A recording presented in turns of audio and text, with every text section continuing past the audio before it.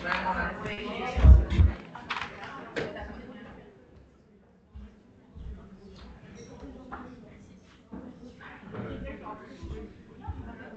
bonjour à tous et toutes. Nous allons parler à la fois dissertation, mais aussi littérature aujourd'hui et plus généralement analyse de texte. Premier point que nous allons aborder, c'est celui de l'analyse de texte. Vous allez avoir des sujets en dissertation, un sujet en fin d'année pour le partiel, un sujet par la suite au concours, qui sont des textes littéraires. Et ces textes littéraires, vraisemblablement, ils poseront des questions qui sont des questions littéraires. Il fut un temps où c'était des questions plutôt éducatives. En vous appuyant sur vos connaissances du système éducatif, vous analyserez la position de l'auteur sur... Ce temps-là est révolu, c'est plutôt des questions qui sont des questions maintenant extrêmement littéraires. Quelle est la relation de l'écrivain A? Quelle est la perspective littéraire développée par cet écrivain dans telle ou telle dimension? Donc il faut avoir une idée de ce qu'on peut dire en gros sur un texte littéraire. Et ce sera le premier temps de ce cours, une dizaine de minutes, un quart d'heure, sur qu'est-ce que c'est qu'en fait une analyse littéraire. Lorsque vous étiez au collège, lycée, vous avez fait des analyses littéraires qui consistaient à regarder le sens, à regarder surtout les figures de style. On a commencé à aborder la question des figures de style. On a vu un premier groupe qui relève des comparaisons de métaphores, animalisation, comment c'est écrit. Ce n'est pas tellement le lieu de la dissertation du CRPE de dire comment c'est écrit. Le lieu de la dissertation du CRPE, c'est plutôt d'essayer de mettre en perspective l'œuvre littéraire. Alors, on va partir d'un petit schéma, et ce petit schéma, au plein centre, il va placer le texte. L'objet de l'analyse littéraire, c'est d'essayer de comprendre pourquoi l'œuvre littéraire, le texte, il est comme il est. Pourquoi est-ce qu'il commence par la phrase 1, la phrase 2, la phrase 3? Pourquoi les mots sont comme ça? Pourquoi il est organisé de cette façon-là? Un texte littéraire, c'est un acte de communication. Nous avons vu ce qu'était la communication la semaine passée, la semaine d'avant, avant les vacances. Il y a un émetteur, il y a un récepteur. Et celui qui émet, il a tout un ensemble de choix, qui est un ensemble de choix poétiques, pour organiser son œuvre. En tout cas, le but de littéraire, c'est d'essayer de comprendre pourquoi l'œuvre, elle est comme elle est. Et pour amener une compréhension, eh bien, le littéraire va mettre en perspective l'œuvre selon, en gros, 5 grandes directions. 4 plus 1, 5 grandes directions qui permettent de mettre en évidence, en perspective, l'œuvre littéraire. Mais l'objet central de l'analyse littéraire, c'est d'élucider le mystère du texte.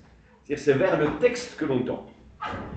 Si je voulais faire une comparaison, vous avez une douzaine de disciplines dans notre formation. Le but du sociologue, par exemple, c'est de mettre au centre de son tableau la société. Comment expliquer ce phénomène de société précisément? C'est la société qui met au centre et il a tout un ensemble d'axes qui lui permettent d'élucider ce phénomène social, dont la littérature. La littérature illustre des phénomènes sociaux. Si on est dans une perspective historique, ce qu'on mettra au centre, c'est le phénomène historique, c'est l'événement historique. Et différentes perspectives illustreront ce phénomène historique.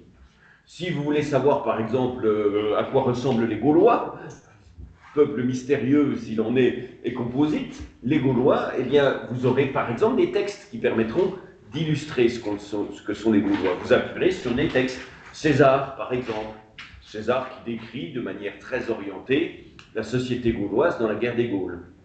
Mais d'autres historiens, comme Strabon, par exemple, qui fait un petit tour en Gaule au auteur grec qui a fait un tour en Gaule et donc qui a dit des choses sur les Gaulois. La littérature vous servira à expliquer un phénomène historique, mais vous aurez aussi l'archéologie. L'archéologie vous servira à expliquer le phénomène historique. À partir du moment où on est dans la catégorie littéraire, ce qu'on tente d'élucider, c'est la question de l'organisation du texte et sa création. C'est important à avoir en tête parce que vos mémoires de recherche, ils ont tous une perspective disciplinaire. Et théoriquement, quand on parle de polyvalence, on devrait être capable, quand on traite avec des questions littéraires avec des élèves, ou historiques, ou géographiques, ou X et Y, de changer de lunettes, de changer de perspective. Si vous avez une perspective géographique, le centre de votre étude, c'est un phénomène géographique. C'est-à-dire, c'est une question d'articulation entre l'homme et l'espace. Et cette articulation de l'homme et l'espace, vous allez l'analyser comment? Eh bien, par l'histoire, par la morphologie terrestre. Il y a des montagnes, il y a des climats, il y a des plaines, il y a des mers. Vous allez l'illustrer par la sociologie. Il y a des pauvres, il y a des riches, il y a des groupes qui se constituent, des groupes culturels. Et ce phénomène géographique, il aura des axes d'explication qui seront multiples parce que la géographie, elle a plusieurs axes d'observation des textes. Alors, en littérature, on a 5 axes, 5 outils, pourrait-on dire, d'observation des textes. Et on en a un premier qui est tout simple, c'est la relation entre l'auteur et son texte. Le texte, s'il est comme ça, c'est parce qu'il a un émetteur. Et cet émetteur, on peut trouver dans l'existence de l'émetteur, on peut trouver tout un élément, tout un ensemble d'éléments qui expliquent que au moment où nous avons le texte, ce texte, il est organisé comme il est organisé parce qu'il y a la volonté consciente ou inconsciente, il y a la présence consciente ou inconsciente d'un émetteur. Qu'est-ce qu'on peut trouver comme illustration de cela toute simple? Nous avons fait en début d'année un sujet de dissertation qui était de Victor Hugo, qui était sur son père. Mon père, ce héros au regard si doux. Vous vous souvenez de ce petit poème? Bon ben, pourquoi le texte il est comme ça? Eh bien parce que Victor Hugo choisit d'organiser son texte en fonction de sa personne émettrice, sa relation à son propre père. Et donc il organise les mots, il organise en vue d'une communication, mais une communication qui est sur un sujet qui le touche particulièrement. Vous avez peut-être déjà étudié Victor Hugo dans votre parcours scolaire un poème qui s'appelle Demain dès l'aube. C'est dans Feuilles d'automne, un recueil qui s'appelle Feuilles d'automne. Victor Hugo perd sa femme, sa fille. Sa fille et son gendre, une de ses filles et son gendre, se noient sur un étang. Ben, l'œuvre en prend une tournure particulière et il fait un poème qui s'appelle Demain dès l'aube, poème dans lequel il raconte qu'il se lèvera le lendemain pour aller déposer des fleurs sur la tombe de sa fille. Pourquoi l'œuvre elle est comme ça? Ben parce qu'il y a des événements et des volontés dans la vie de l'auteur qui permettent d'élucider l'œuvre. Bon, relation entre l'organisation, la présence, la réalité du texte et la créature qui l'a créé. Au XXe siècle, 50 premières années du XXe siècle, cet axe-là a été très marqué par un courant qui était celui de la psychanalyse. La psychanalyse, on n'a pas simplement voulu faire une articulation entre les événements de la vie de l'auteur et ce qu'il dit. Exemple typique, il y a dans Voyage au bout de la nuit de Céline toute une partie sur les tranchées de la Première Guerre mondiale. Bon, bah, il a fait la Première Guerre mondiale et donc ce qu'il retire de cette Première Guerre mondiale, c'est un matériau, c'est une masse d'informations qu'il distille dans ses romans. Dans tout un ensemble de ses romans où il va décrire de manière littéraire sa vision de la guerre, de la Première Guerre mondiale.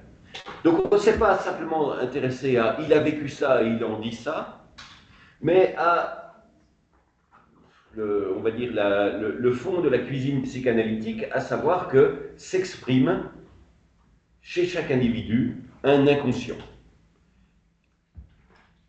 Alors, que dire sur la psychanalyse, si ce n'est que deux mots en travers. Vous avez sans doute déjà été confronté à la psychanalyse en particulier. Vous avez vu les fondements théoriques lorsque vous étiez en terminale, en philosophie.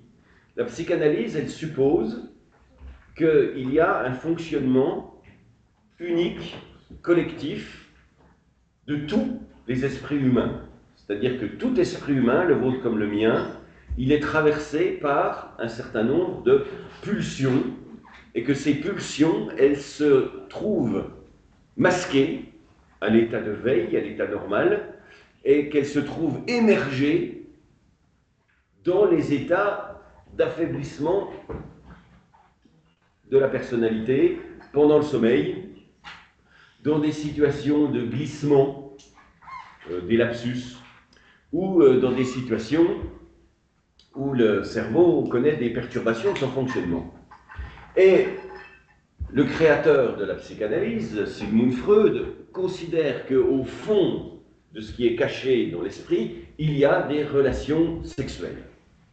Et donc la psychanalyse, qu'est-ce qu'elle démontre? Eh bien, elle démontre que chez les auteurs, il y a partout des pulsions cachées.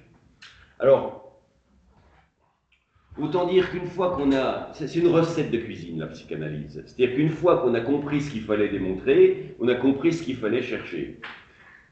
Le complexe d'Oedipe, par exemple, le désir des enfants de coucher avec leurs parents. Bon. Une fois qu'on a dit ça, ben on peut le chercher, puis on peut le démontrer avec plus ou moins de finesse dans tout un ensemble d'auteurs.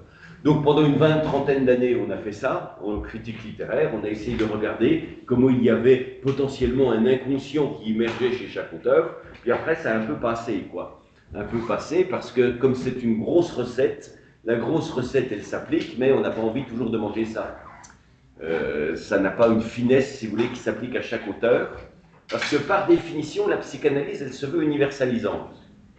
Ce qui fait que vous prenez n'importe qui, vous pouvez appliquer la même recette pour n'importe qui. Alors parfois, on passe un petit peu à côté de la finesse des textes.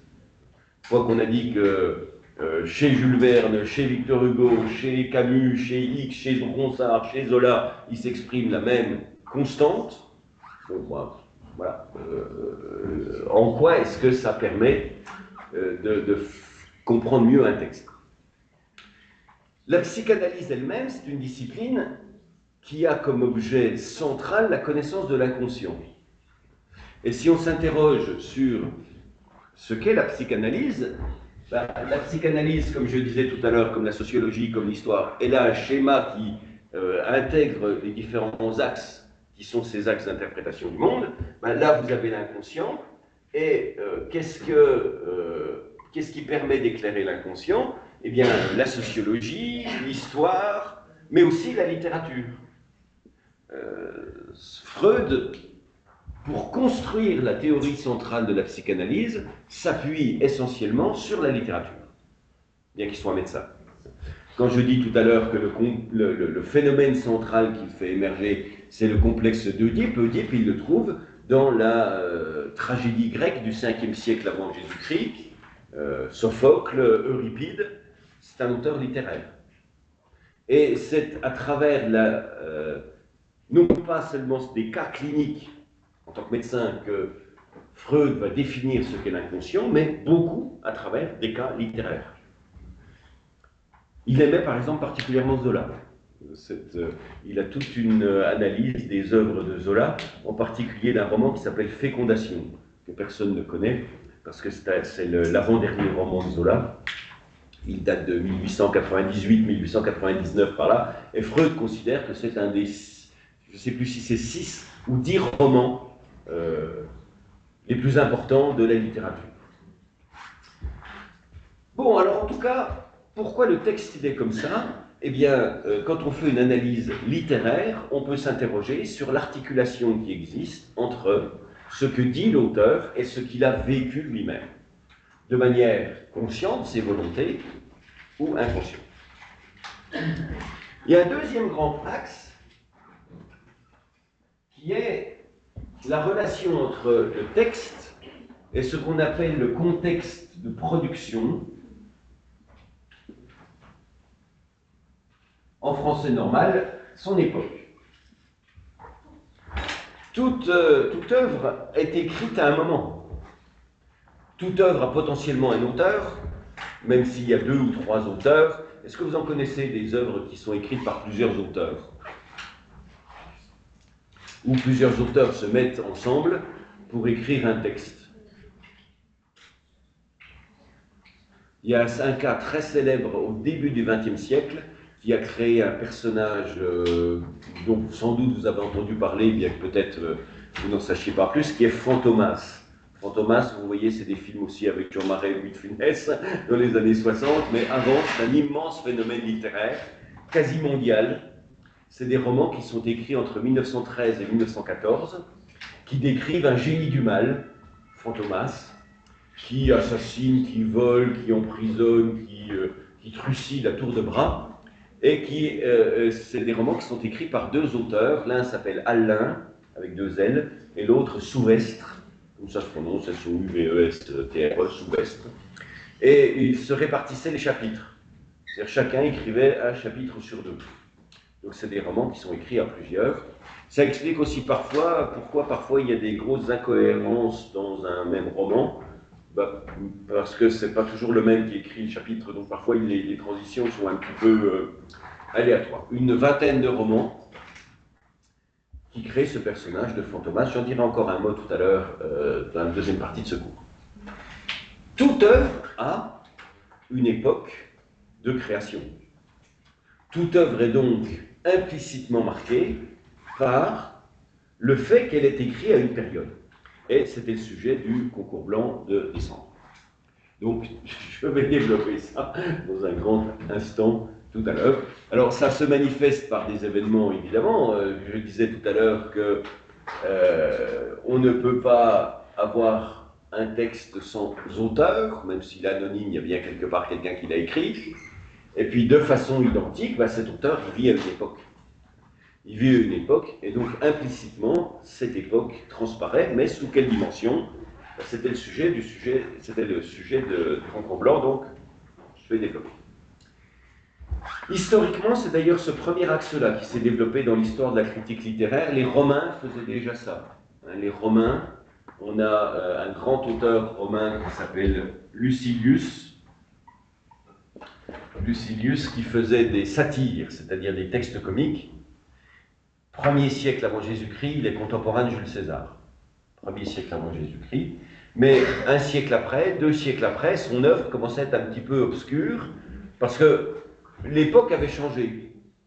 Donc on a tout un ensemble de textes qui expliquent l'œuvre de Lucilius avec des références au contexte. On dit, si cette satire, elle dit cela, c'est parce qu'à cette époque-là, tel personnage était réputé pour être cocu, par exemple. Ou tel personnage était réputé pour avoir des grandes oreilles ou un gros nez. Et donc le comique, qui ne fonctionne plus chez les lecteurs parce qu'on ne comprend plus l'époque, eh bien, est expliqué dans ce qu'on appellerait maintenant, nous, des notes de bas de page, mais ce qui était dans des textes parallèles. On avait les satires de Lucilius, puis en parallèle, on avait un autre texte qui expliquait pourquoi il disait cela, en se référant aux événements de son époque. Donc historiquement, c'est le premier grand axe de la critique littéraire, relier l'œuvre à son époque. Et au XXe siècle, puisque je disais qu'au XXe siècle, c'est le psychanalyste qui a beaucoup dirigé cet axe-là, au XXe siècle, c'est beaucoup ce qu'on a appelé la critique marxiste, qui a tenu le haut du pavé dans cet axe-là. Pourquoi? Alors, Karl Marx, vous avez tous, je pense, entendu le nom. Je ne sais pas si vous avez des souvenirs très précis de qui était Karl Marx. C'est un philosophe allemand. Et il a révolutionné entièrement la pensée du XIXe siècle en émettant une idée, c'est que les sociétés, elles sont structurées, mais elles sont structurées par des oppositions de richesse. Alors, ça peut paraître complètement banal de dire que dans une société, il y a des riches et des pauvres, mais il a adapté cette pensée il y a des riches et des pauvres, il en fait un des moteurs du fonctionnement des sociétés. Dans un livre qui s'appelle le Capital, et il va définir donc Marx que une société est en tension, en opposition, parce qu'il y a des inégalités de capital. Et le capital, il est financier, vous avez des actions, il est professionnel, vous avez des métiers qui vous rapportent différemment les uns les autres, mais aussi en possession terrestre, vous avez des domaines, vous avez des forêts, vous avez des mines, et culturel. Vous avez reçu, héritage de vos parents, du milieu dans lequel vous vivez, vous avez reçu tout un ensemble d'apports culturels. Vos parents étaient des gens qui passaient leur temps à lire, vous avez implicitement lu quand vous étiez jeune, ou pas. Moi, je sais que mes filles ne lisent absolument rien de rien, mais rien. Je ne sais même pas si elles savent lire, alors que, théoriquement, leur père, c'est à peu près. Et leur mère aussi, pour différentes raisons.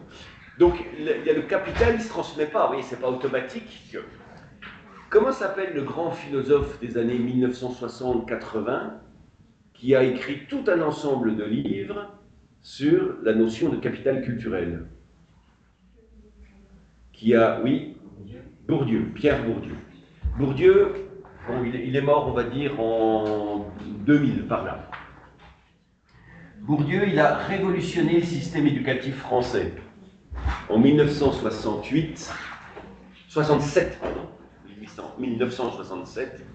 par l'écriture d'un texte, ils sont deux, Bourdieu et Passeron, comme ça se prononce Passeron.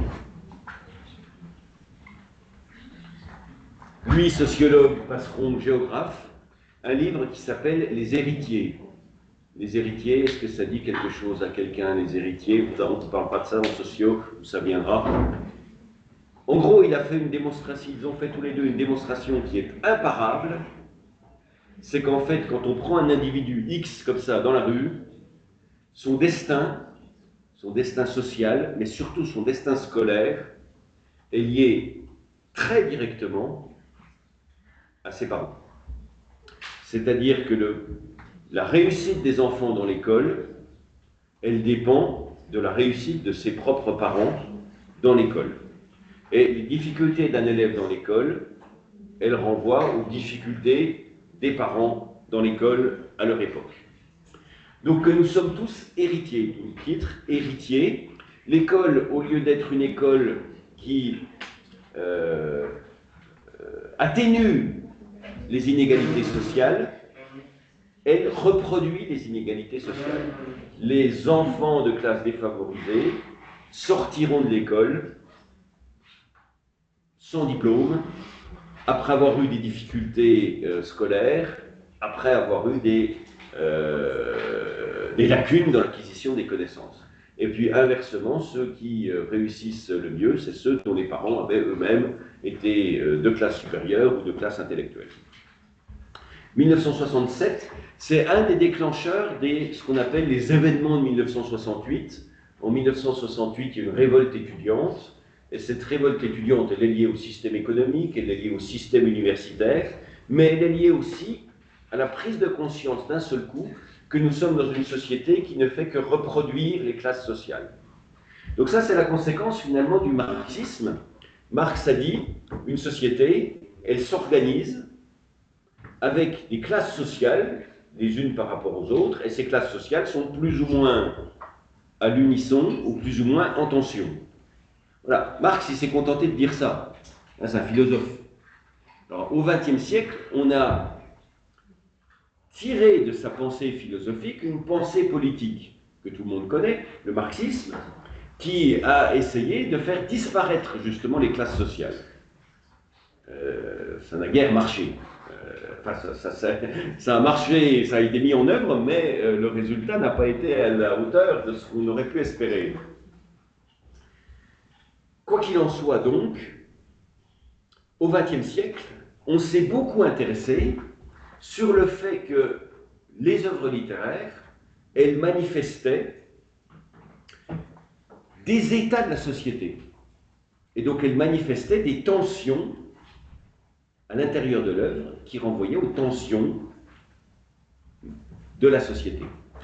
Pour vous donner l'exemple le plus simple que vous pouvez connaître, sinon c'est un texte dont vous pouvez essayer de, si vous avez un peu de temps, de le lire, parce que c'est un texte qui n'est pas très très long et qui est le plus connu, de Balzac.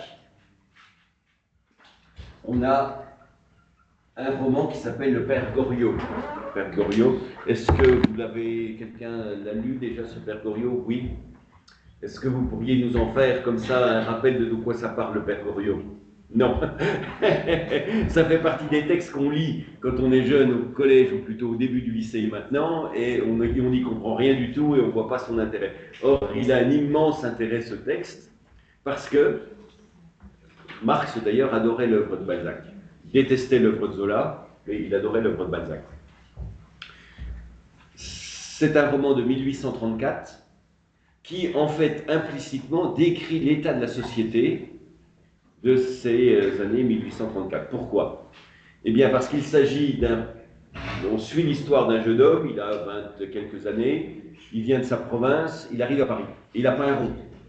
Il s'appelle Rastignac. C'est un des personnages centraux de l'œuvre de Balzac. On le verra dans tout un ensemble de romans de Balzac. Il finira ministre, très corrompu, mais enfin, il finit quand même ministre. Et ce Rastignac, il vit dans une pension de famille, plusieurs étages, et dans les différents étages, eh bien, il y a cette différente classe sociale implicitement qui s'exprime de la société de cette époque-là.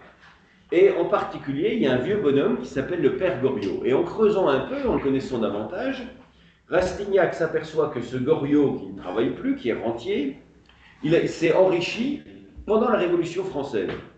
Donc c'était un pauvre, c'était quelqu'un du peuple, mais les événements historiques qui ont bouleversé les classes sociales, qui ont bouleversé ce qu'on appelle la société d'ordre, avant la société d'Ancien Régime, elle fonctionnait avec le clergé ici, la noblesse là, et puis le reste. Tout ça a été perturbé au XIXe siècle par la Révolution française, et ce Père Goriot qui était dans le reste, eh bien il est devenu bourgeois, il est devenu riche. Et avec l'Empire, Napoléon, il a compris, puisqu'il était dans la classe bourgeoise, que, en fait, il pouvait progresser encore socialement, ou surtout se prolonger en quelque sorte, et il a marié sa fille à un comte d'Ancien Régime. Donc un aristocrate de l'Ancien Régime en exil, ruiné, pas un rond, plus de château. Lui, Goriot, pété de thunes, il a des sous, il marie sa fille à ce type-là. Et ça tombe bien, parce que quand la monarchie est rétablie, l'Ancien Régime revient. Donc il a placé sa fille dans une famille qu'il entretient complètement, qui sont les comtes Ferraud, qui ne jouent qu'avec son argent à lui, mais qui sont au pouvoir. Et puis, pendant l'après-révolution, pendant l'Empire, il avait une deuxième fille qu'il a mariée à un comte d'Empire. Les généraux napoléoniens, un baron d'Empire, plus exactement. Napoléon s'est constitué avec ses généraux et ses puissants alliés une noblesse de remplacement, et il a marié sa fille au baron Hunsingen, qui est un banquier d'Empire. Donc Goriot, enrichi par la Révolution, il vit dans cette pension de famille, mais il a deux filles, l'une qui dirige les banques à travers le baron d'Empire à qui il a marié sa fille, et l'autre qui dirige la restauration à travers son deuxième gendre, à qui il a marié sa fille, un comte d'Ancien Régime. Et ce roman, finalement, il nous montre ce qu'est cette société de cette époque-là. Il y a eu une révolution, elle a fait des fortunes, et les fortunes se sont arrangées pour continuer à diriger le monde indépendamment des républiques, des empires, des monarchies qui reviennent, qui s'effondrent. La société s'est reconstituée avec des nouveaux joueurs, mais toujours sur ce principe classe possédante, classe non possédante. Et Rastignac, lui, il veut essayer de progresser là-dedans, et la solution, comme il n'a pas un rond, mais qu'il a un fond d'aristocratie, Eugène de Rastignac, eh bien, c'est par la séduction des deux filles qui va réussir à progresser dans la société. Et il est d'une certaine façon prolétaire. Qu'est-ce que ça veut dire prolétaire? Le mot prolétaire, il signifie quoi? Un prolétaire, littéralement, enfin, dans le sens qu'a le mot, c'est quelqu'un qui n'a que sa force de travail pour vivre. Il n'a pas des terres, il n'a pas des forêts, il n'a pas des titres de noblesse, il n'a pas des actions, il n'a que sa force de travail. Ça renvoie à un terme romain qui désignait le fait que les pauvres à Rome, la seule manière qu'ils avaient de survivre, c'était de travailler et ensuite de mettre leurs enfants au travail. C'est-à-dire qu'ils faisaient hériter de leur pauvreté leurs enfants qui eux-mêmes travaillaient pour survivre, Donc prolétaire, étymologiquement, ça veut dire qu'il n'a que pour seule richesse que ses enfants. Sous-entendu, il travaille pour vivre et ensuite ses enfants travailleront eux-mêmes pour vivre. Et donc ces prolétaires, eh bien, ils sont la classe défavorisée par rapport à la classe qui a un héritage, un capital, qui soit financier, économique, culturel ou autre. Donc, au XXe siècle, on s'est beaucoup intéressé au fait que chaque œuvre littéraire, elle manifestait des tensions sociales qui sont liées à la répartition du capital. Axe suivant. Vous avez donc toujours le même texte, vous avez un texte, et vous pouvez l'analyser au regard de ce que veut faire l'auteur, consciemment et inconsciemment, et au regard du fait qu'il manifeste un état de la société. Axe suivant, c'est ce qu'on appelle le contexte de réception. Autrement exprimé, là c'est l'époque, là c'est le lecteur. Là c'est le lecteur. Une œuvre littéraire, elle est produite par quelqu'un à une époque, mais par la suite, elle va traverser les époques. Elle va traverser les époques, et les différentes époques vont les comprendre, ces œuvres, relativement différemment, d'un lecteur à une autre, ou d'une époque de lecteur à une autre époque.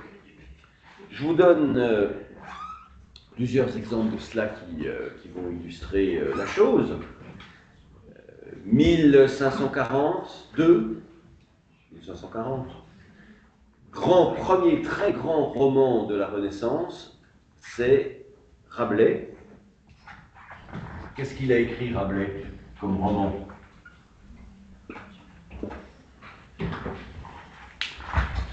Ça a donné deux adjectifs. Ces personnages ont donné des adjectifs en français, le nom de ces personnages.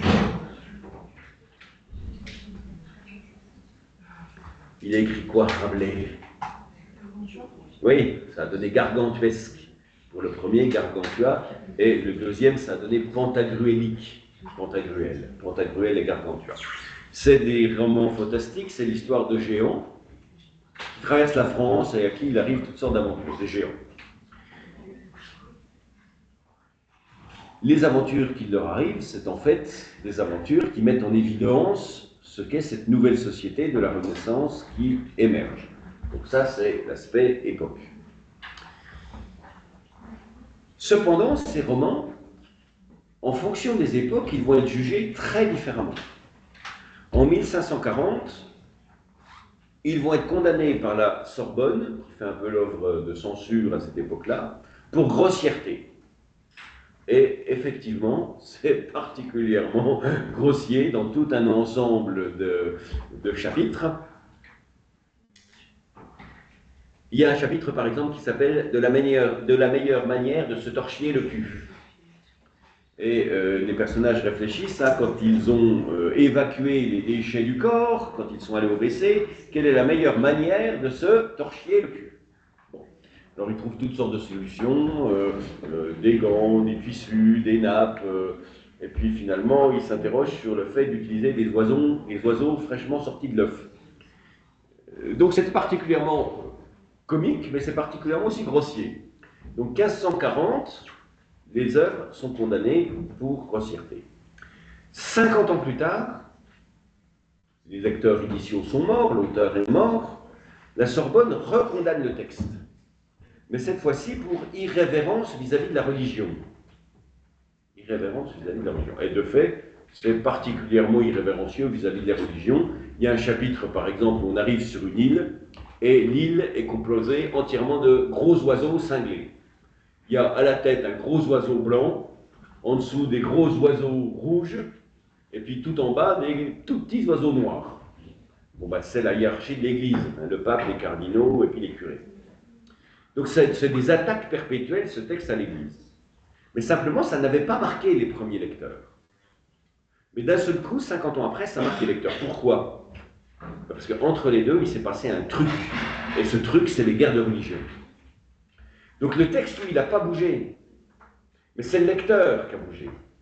C'est le lecteur qui perçoit les choses différemment. C'est le lecteur qui s'intéresse désormais à des événements qui ne sont pas les mêmes à l'intérieur du même texte.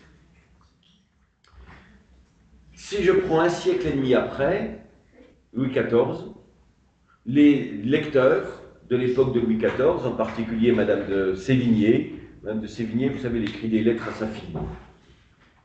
Elle trouve le texte illisible tellement il est grossier.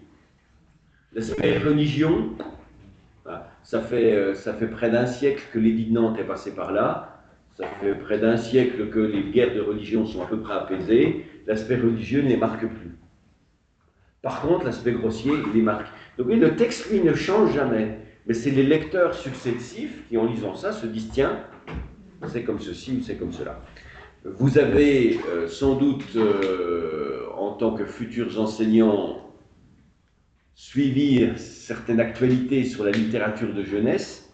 Quel est l'auteur, l'immense auteur, le très très grand auteur britannique, mort il y a 10 ans, qui a des tas de problèmes, il est mort, pas lui de problèmes, mais ses œuvres ont des tas de problèmes avec l'évolution de la société.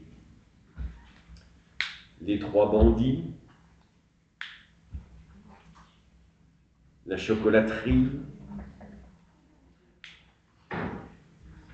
les Trois Sorcières, le Bon Gros Géant, c'est des titres de ses œuvres. Jack et la chocolaterie, vous n'avez pas vu ça? Chocolaterie, il y a un film avec Johnny Depp et un autre avec Timothée Chalamet sur cette question-là. Alors comment il s'appelle cet auteur?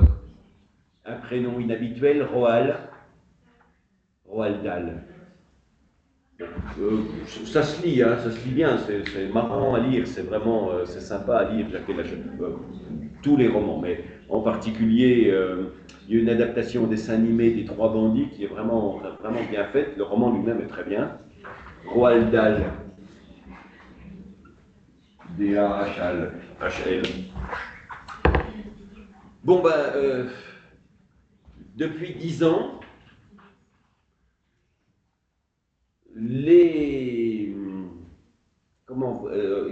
comment être neutre dans ma formulation? Un certain nombre de courants de pensée demandent à ce que les œuvres de Dahl soient sorties des bibliothèques parce qu'elles manifestent ce qui ne posait pas du tout de problème auparavant, mais elles manifestent un état de la société qui n'est plus celui, visiblement, le nôtre. Par exemple, une inégalité entre les filles et les garçons. Des attitudes ou des jugements qui sont jugés comme offensants.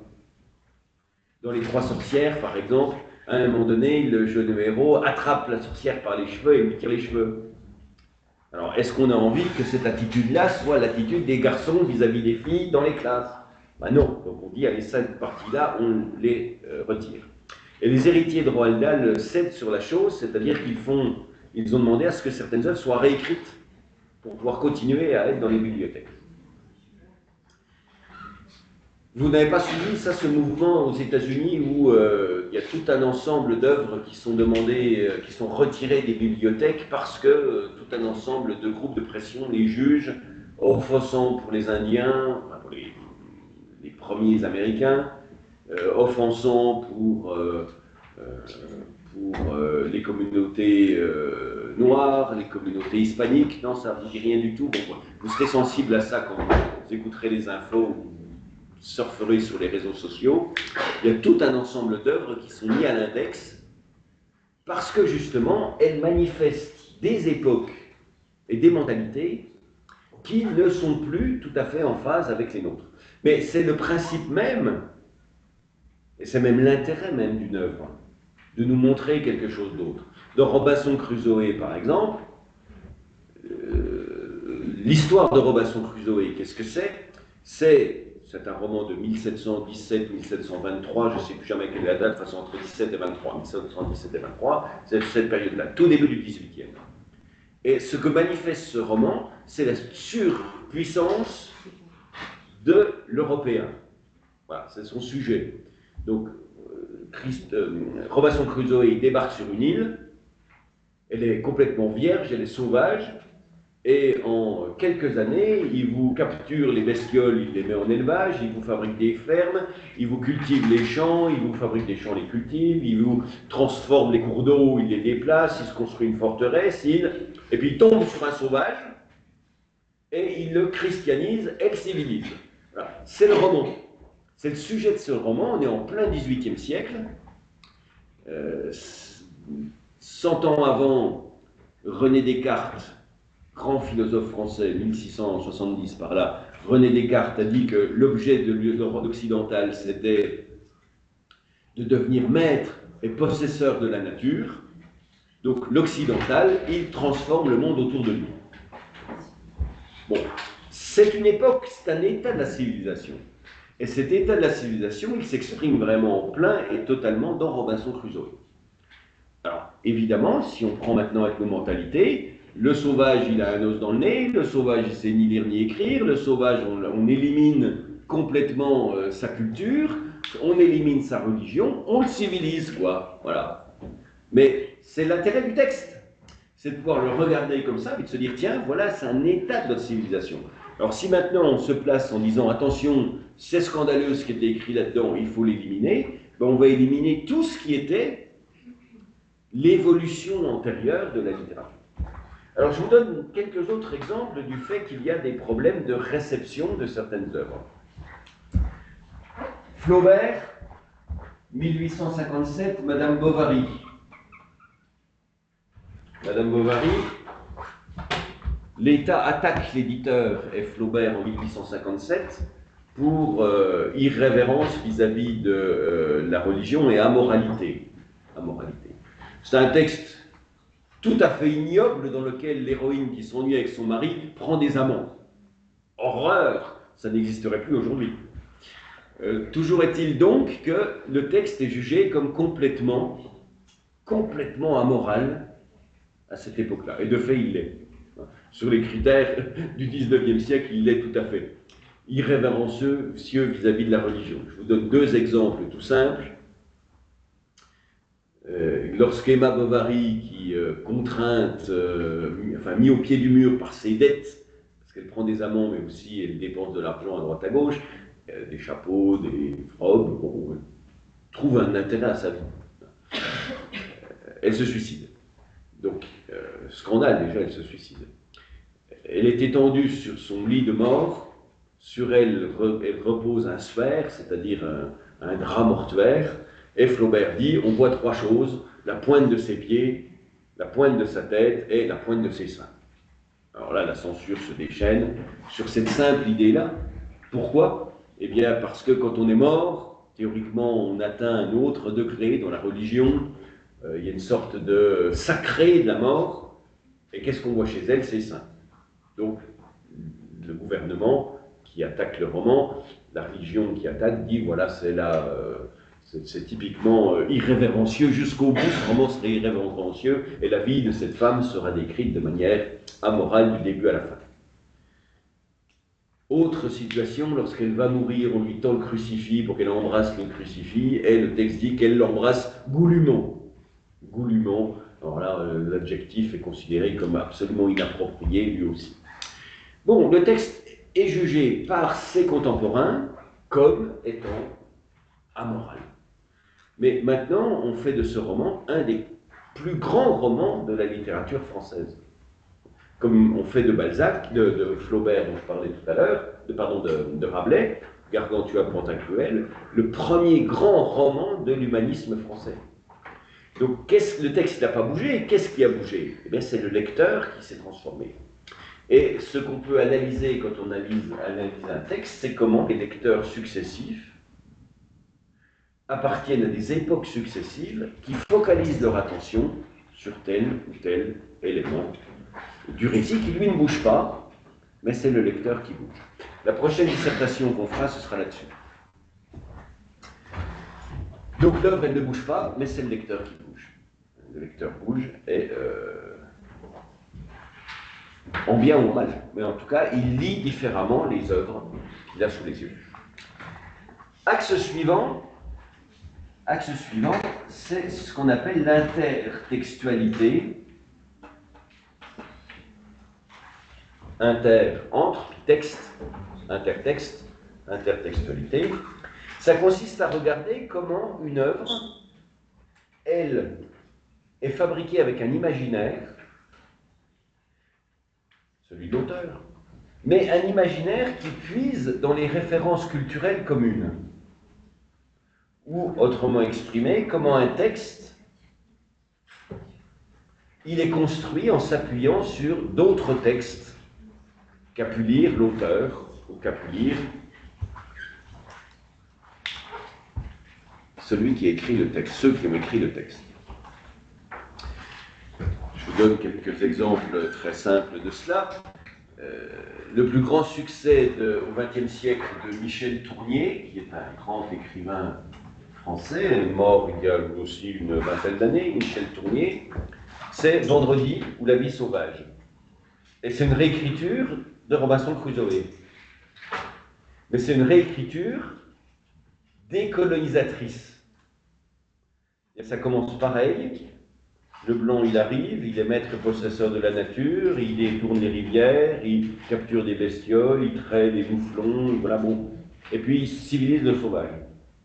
Mais à un moment donné, le sauvage se révolte. Le sauvage se révolte, il balance une torche dans la poudrière, boum, tout s'effondre. Et à partir de là, c'est le sauvage qui va apprendre aux civilisés, à Robinson Crusoe, à vivre selon la nature, à vivre au rythme de la nature, à vivre en respectant son environnement et non pas en voulant l'organiser comme ceci ou comme cela. Donc c'était une histoire colonialiste, c'est devenu une histoire décolonialiste. C'était sur la colonisation, ça devient sur la décolonisation. Ben, le texte Tournier, c'est un miroir du texte d'origine, mais avec des transformations très multiples et très nombreuses. Donc le texte, il s'appuie sur d'autres textes pour fabriquer son sens, pour s'organiser. Tous les textes, ils sont produits par des auteurs qui lisaient. Et par conséquent, il y a des traces de ce texte d'origine à l'intérieur. Si un jour vous lisez Dracula, c'est un texte très rigolo, Dracula à lire, c'est un texte de Bram Stoker, c'est une histoire de vampire, mais c'est vraiment très intéressant à lire. S-T-O-K-E-R, Bram Stoker. Il y a une note dans l'édition française au livre de poche, et la note, elle dit dans ce roman, il y a partout des références à des épisodes bibliques. On va mettre des notes pour les expliquer. Et partout, effectivement, il y a des notes, des références à des citations, des passages de la Bible qu'on ne voit pas du tout quand on le lit, mais quand l'auteur il produit son texte, eh bien, il l'émaille de références que le lecteur d'origine il va être capable de voir. Tout texte, il est fabriqué par quelqu'un qui a lu plein de textes.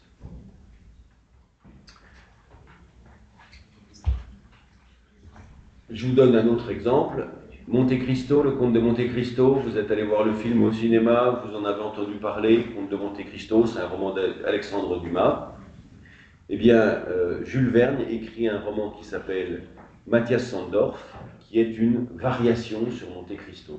Donc on peut le lire en soi comme ça, mais aussi on peut le lire en parallèle, et on s'aperçoit de soi qu'il y a tout un ensemble d'interactions qui permettent d'expliquer pourquoi le texte de Jules Verne il est comme ça. Pourquoi le texte il est comme ça? Because il y a une source.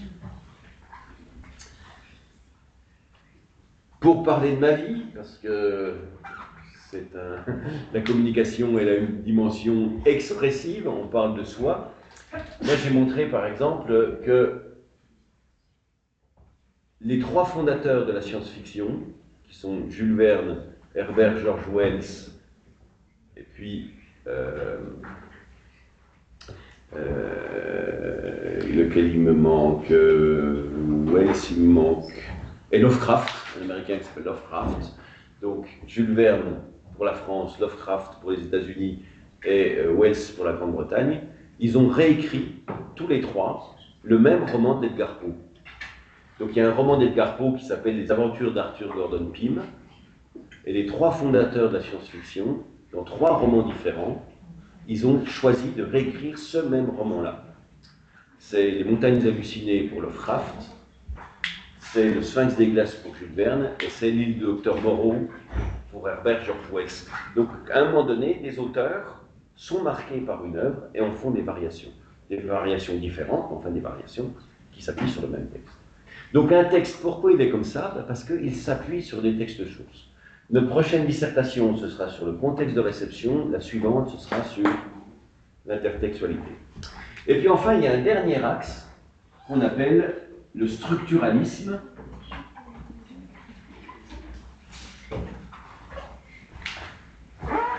Le structuralisme. Qu'est-ce que c'est que le structuralisme? Eh bien, c'est l'étude des structures. L'étude des structures. Nous sommes là dans les années 1920, vraiment le début de l'expansion. Dans la science russe, donc 1920 et avant, science russe puis ensuite soviétique, il se développe tout un axe de pensée qui consiste à regarder les objets dans leur organisation. C'est-à-dire qu'on ne s'interroge pas du tout qui est l'auteur, on ne s'intéresse pas du tout en quoi l'époque conditionne l'œuvre, on ne s'intéresse pas du tout au lecteur, on va s'intéresser à comment les objets sont organisés.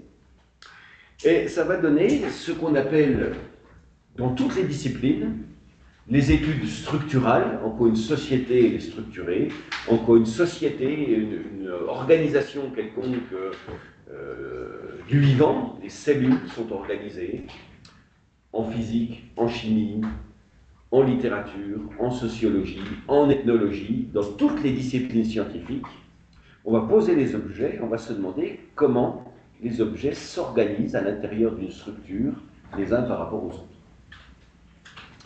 C'est l'époque aussi où on va vraiment s'intéresser à l'astronomie, comment les systèmes solaires s'organisent, comment il y a à certains moments des forces qui régissent le déplacement des étoiles et des planètes, comment il y a une structure, un système qui s'organise. Et en littérature, eh bien, ça va donner un texte fondateur qui est Morphologie du conte de Vladimir Prop. PRO2P, Morphologie du conte. S'il y en a parmi vous qui travaillent sur le conte, dans la première partie, il faut nécessairement que vous vous interrogiez sur ce qu'est un conte, et c'est Vladimir Prop qui a véritablement défini ce qu'est un conte. Morphologie, on a vu le terme en grammaire il y a quelque temps, c'est l'étude de la forme. Donc Prop fait émerger une chose tout à fait novatrice, c'est que quand on prend tous les contes qui ont été produits pendant le Moyen-Âge et par la suite, ils reposent sur des structures qui sont toujours répétées. Naissance du héros, prophétie, malédiction, interdiction. Exemple typique, quand tu seras grande, tu te piqueras au doigt. Donc interdiction de s'approcher de tout ce qui relève d'une aiguille. Mais transgression, on se pique. Donc, malédiction. La malédiction s'opère. Entrée en scène du héros. Le héros, qui est-il? Que va-t-il faire? Comment va-t-il faire? Puis etc. C'est Vladimir Prop en particulier qui a fait émerger l'idée, ce qu'on appelle, le schéma actantiel. Schéma actantiel. Est-ce que quelqu'un sait ce qu'on appelle le schéma actantiel? Moi, c'est presque un schéma actantiel que je vous fais ici. Le schéma actantiel, ça dit quelque chose à quelqu'un? Rien du tout. Bon, ben, dans une œuvre, dans un conte, mais en général dans une œuvre, pour élargir, il y a 5 fonctions. 5 fonctions. Hop, hop. Le héros, il va avoir des aides et des opposants, ce qu'on appelle des adjuvants et des opposants. Adjuvants, opposants.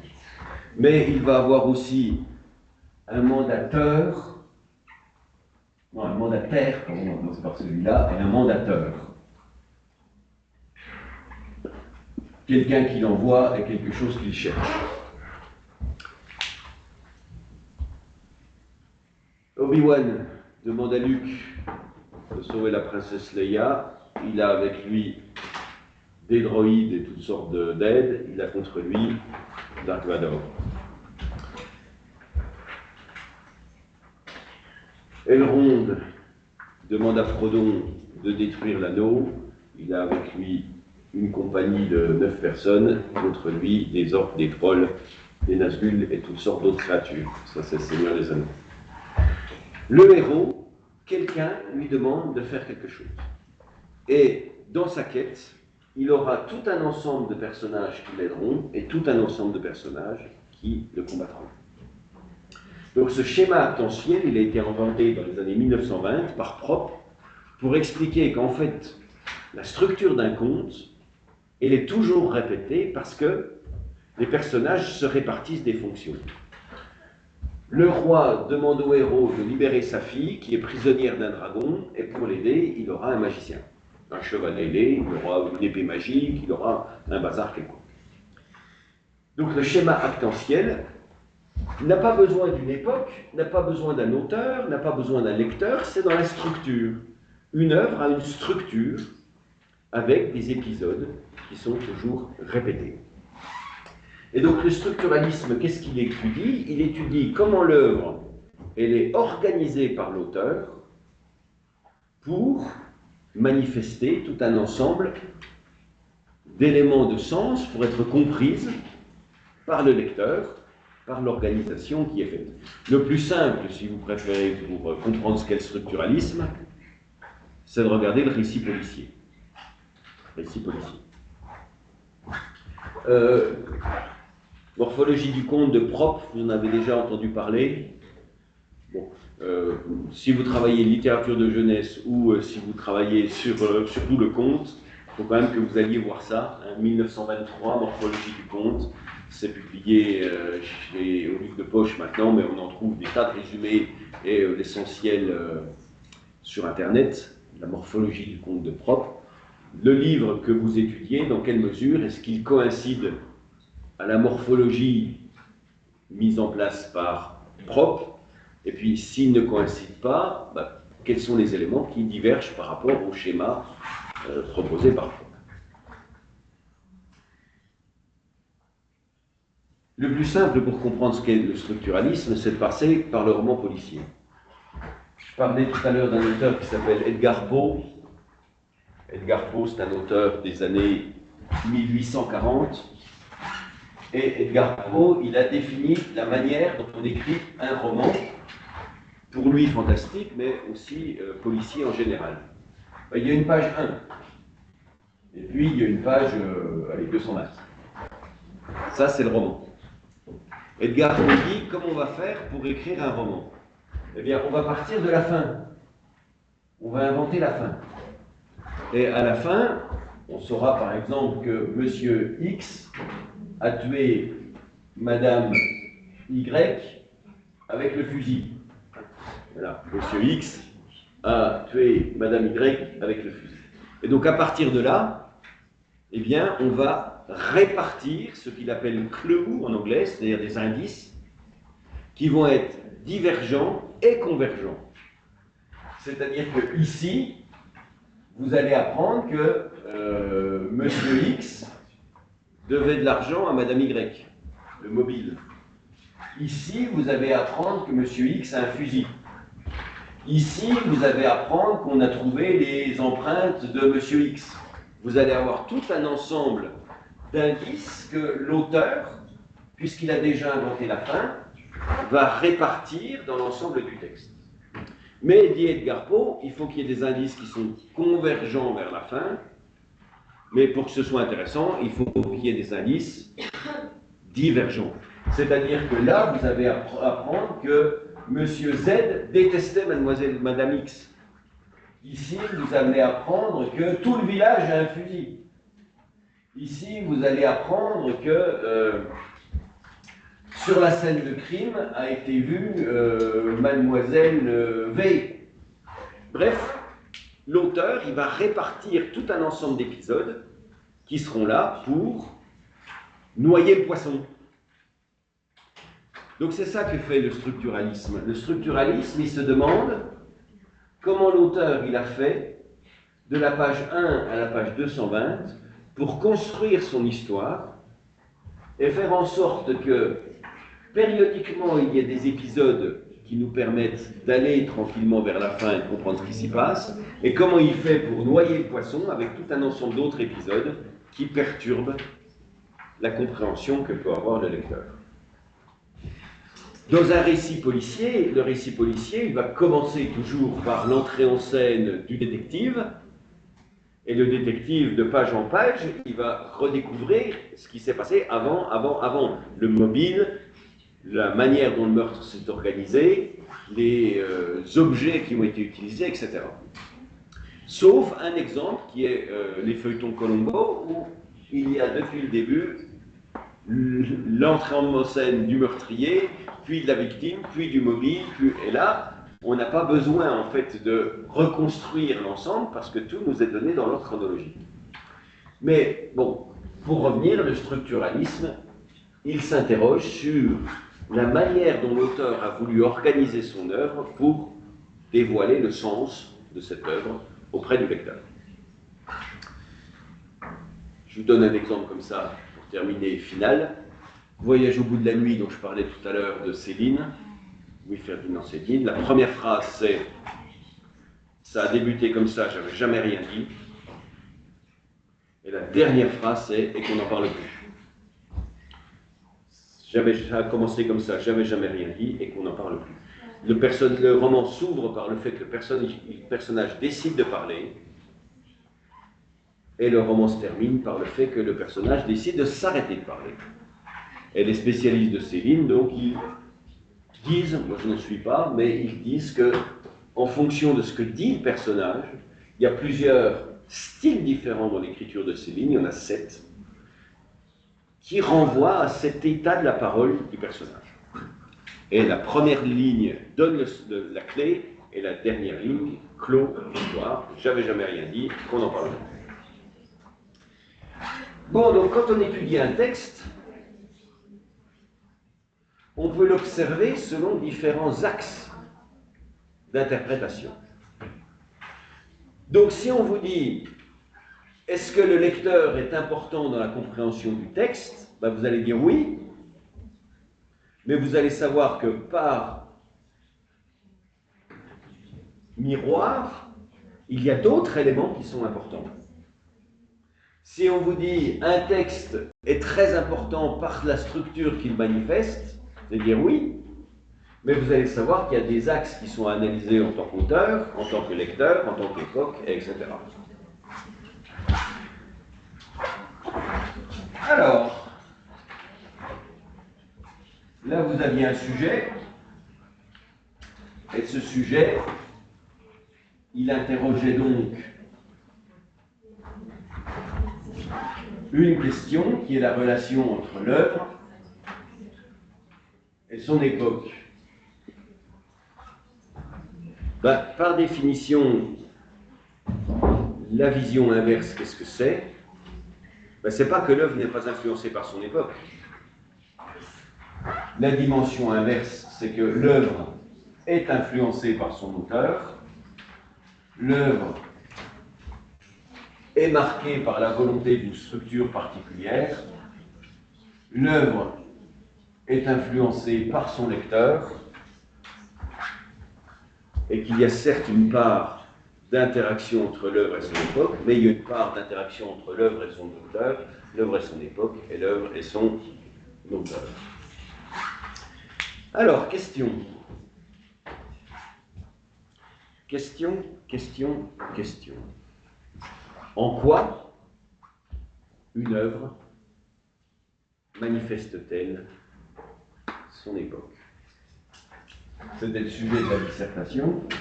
En quoi une œuvre manifeste-t-elle son époque? Alors, allons-y. Dites-moi en quoi une œuvre renvoie à son époque. Si je vous dis Maître Corbeau sur un arbre perché tenait dans sa gueule un fromage, Maître Renard par l'odeur alléchée lui tint à peu près ce langage, en quoi est-ce qu'une fable de La Fontaine est-elle le reflet du siècle de Louis XIV? En quoi une œuvre manifeste-t-elle son époque? Dites-moi.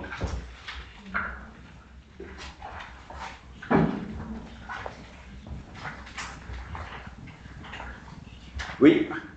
Les moralités qui s'adressent de La Fontaine, c'est par rapport à ce qui Morale et représentation du monde.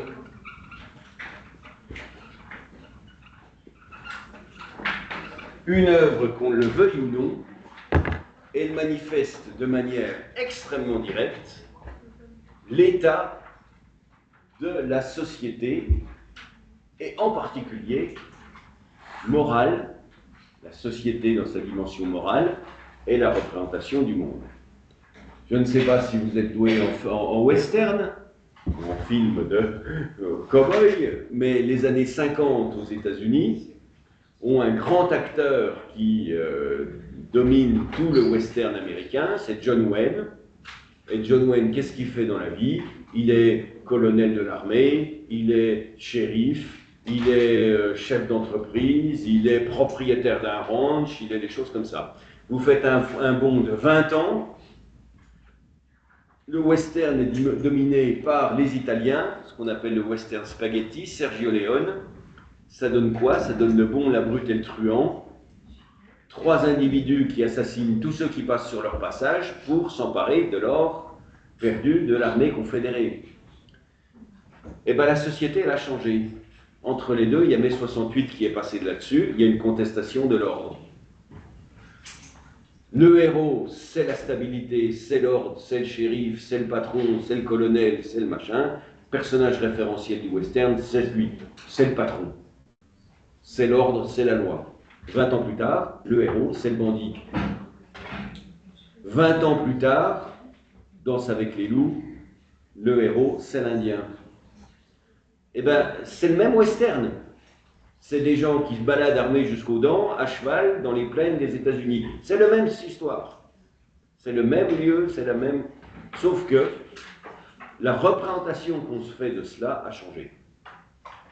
Donc l'œuvre, elle renvoie à la conception du monde, à la morale de son époque. Vous lisez Madame Bovary, eh bien, vous direz « Oh, qu'est-ce que c'est scandaleux, cette affaire-là, regardez-moi ça, elle prend des amants. » Oui, bah oui, c'est scandaleux, elle prend des amants. Mais c'est justement parce qu'elle prend des amants que ça devient intéressant. Hein, c'est justement parce qu'elle décide, cette femme qui est mal mariée, de s'affranchir, de se libérer, de faire quelque chose de sa vie qui l'intéresse, plutôt que d'attendre au coin du feu que son mari revienne de ses tournées médicales. Il est agent de santé. Donc, quelle est la relation qui existe entre l'œuvre et son époque? Ben, l'œuvre, elle manifeste la représentation du monde de son époque. Le noir, c'est l'esclave. Voilà. Pourquoi? Ben, parce qu'on est avant l'abolition de l'esclavage. C'est le serviteur, c'est celui qui travaille dans les champs, c'est celui qui ne peut pas être héros, c'est le méchant. Oui, ben parce qu'on est dans un état de la société qui est. La femme, qu'est-ce qu'elle fait? Eh bien, elle attend son mari. La femme, elle fait la cuisine. La femme, elle fait le ménage. Elle fait... Oui, bah parce qu'on est dans un état de la société qui est celle-là. Puis après, ça change. Après, ça change. Donc oui, en quoi est-ce qu'une époque montre son époque, en quoi est-ce qu'une œuvre montre son époque? Eh bien, dans l'état de ses conceptions morales et philosophiques. Quoi d'autre? Des choses plus simples.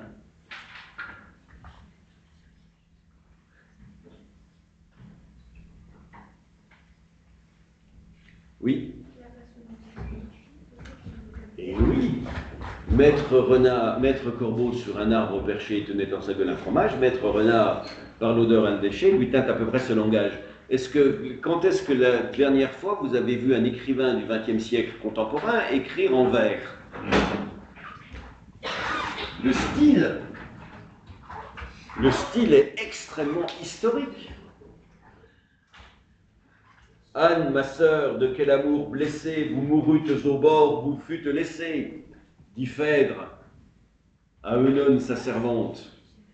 Anne, ma sœur, de quel amour blessé, vous mourûtes au bord, vous fûtes laissée. Les subjonctifs imparfaits, on les utilise quand même pas plus que ça tout le temps. Hein. Les alexandrins, les vers de 12 syllabes, 10 syllabes pour les fables de La Fontaine. Jadis, certains Mogols vit en songe un vizir, aux Champs-Élyséens, possesseur d'un plaisir, aussi pur qu'infini, tant en prix qu'en durée. Apprenez-en donc 4 ou 5 de vers. Faites-vous une récolte d'une dizaine de vers de poésie différentes. Ça peut toujours servir de placer dans une dissertation un bon distique de vers que personne n'attend et qui surprendra le jury. Souvent, pour s'amuser, les hommes d'équipage prennent des albatros, vastes oiseaux des mers, Baudelaire, l'albatros. Bon, voilà, apprenez-en 3-4 comme ça. Ça peut toujours se servir de les replacer par-ci par-là. Le style, il est historique. Le style, il est historique.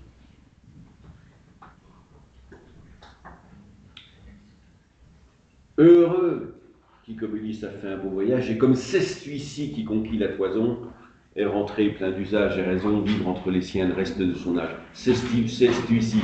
Plus personne ne dit cela, c'est celui-ci. Parce que la langue, elle est historique. La langue est historique. Mignonne à voir si la rose qui ce matin avait éclos sa robe pourpre au soleil n'a point perdu cette véprée, les plis de sa robe pourprée et son teint aux autres pareils. Personne ne dirait ça. Le style est historique. En quoi une œuvre manifeste-t-elle son époque? Le style. Alors si on reste sur cette idée de style, qu'est-ce qui irait avec style? Une notion un peu proche.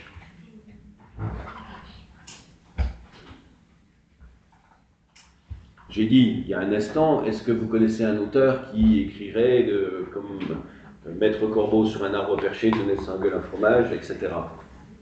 Si je m'intéresse non pas simplement aux phrases, mais plus généralement, les genres sont historiques. Les genres sont historiques. Au XVIIIe siècle, on fait encore ce qu'on faisait au XVIIe, des tragédies et des comédies. Plus personne ne fait des tragédies en vers aujourd'hui. Vous allumez la télévision, vous tombez sur le spectacle d'un comique quelconque contemporain. Est-ce qu'il vous fait une comédie en 5 actes et en vers? Est-ce que Gad Elmaleh, il fait des poésies en vers? Est-ce que des tragédies en vers? Non. Le stand-up, c'est le genre comique de notre époque, c'est pas celui de la comédie. Au XIXe siècle, c'était le vaudeville. Vaudeville, il n'y en a plus beaucoup des vaudevilles, pour le moins. Donc les genres, ils sont historiques. Les genres, ils sont historiques, ils apparaissent à des époques, ils triomphent à des époques, ils disparaissent à d'autres. Qu'est-ce qui est encore le reflet d'une époque? Tout simplement les personnages, les décors, les lieux. C'est quoi la profession d'un personnage de roman aujourd'hui? C'est quoi la profession d'un personnage de roman aujourd'hui? Je l'ai dit pour le père Goriot, la profession d'un personnage de roman du 19e siècle, c'est d'être rentier, c'est d'être baron, c'est d'être comte d'Ancien Régime, c'est d'être soldat napoléonien. Il y a un roman de Stendhal qui se passe en Franche-Comté. Est-ce que quelqu'un sait quel est le roman de Stendhal qui se passe en Franche-Comté, qui met en scène un jeune homme qui s'appelle Julien Sorel. Le Rouge et le Noir. C'est l'histoire d'un jeune homme qui voudrait bien progresser dans la société. Alors, il envisage deux métiers pour progresser dans la société. Un où les gens sont habillés en rouge, l'autre où les gens sont habillés en noir. C'est quoi les deux métiers? Qu'est-ce qu'il y a habillé en noir dans la société? C'est les curés. Et qu'est-ce qui est habillé en rouge? C'est les soldats, c'est l'armée. Vous, quand vous avez eu le bac, est-ce que vous vous êtes dit, vais-je faire curé ou vais-je faire militaire? Curé, pour certaines, il y aura un problème. Hein. Je vous le dis, que l'Église catholique, bon, ne reconnaît pas les femmes comme prêtre. Mais est-ce qu'aujourd'hui, quelqu'un qui se dirait que vais-je faire dans la vie aurait comme première idée immédiate qui lui vienne à la tête de faire curé ou de faire soldat? Alors soldat, ça va peut-être revenir, je le reconnais. Mais bon, vous voyez bien que les préoccupations des personnages, elles sont historiques. Les personnages sont historiques. Les décors, les lieux, c'est plus facile à comprendre. Le personnage, il vit dans un décor, le roman met en scène un décor qui dépend de son époque. Morale, style, genre, personnage, décor. Polémiques et problématiques. Polémique, enjeu, problématique.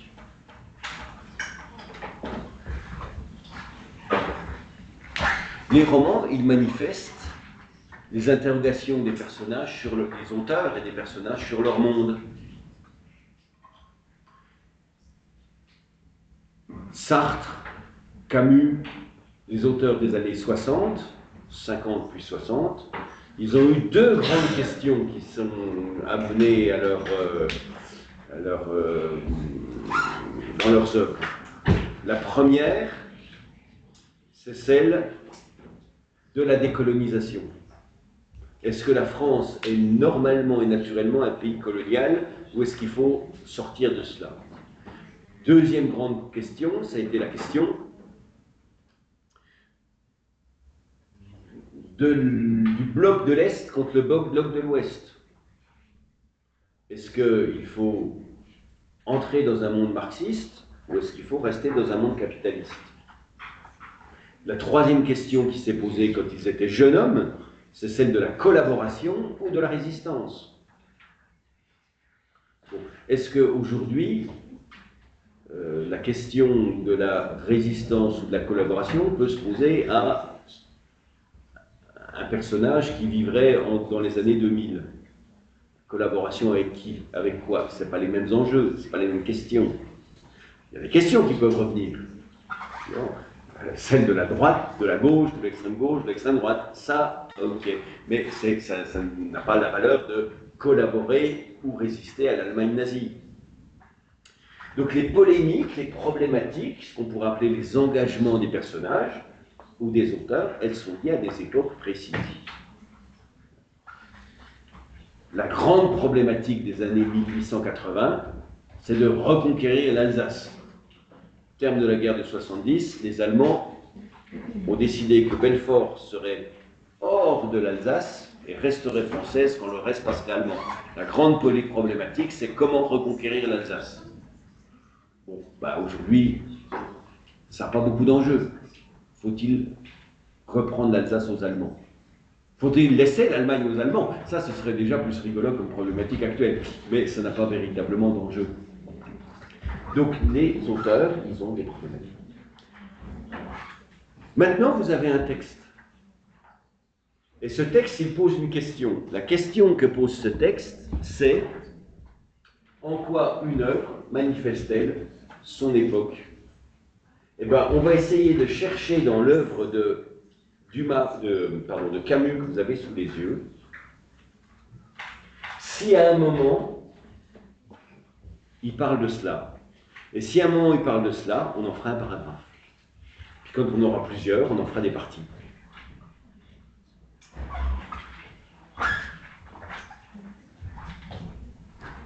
Hop.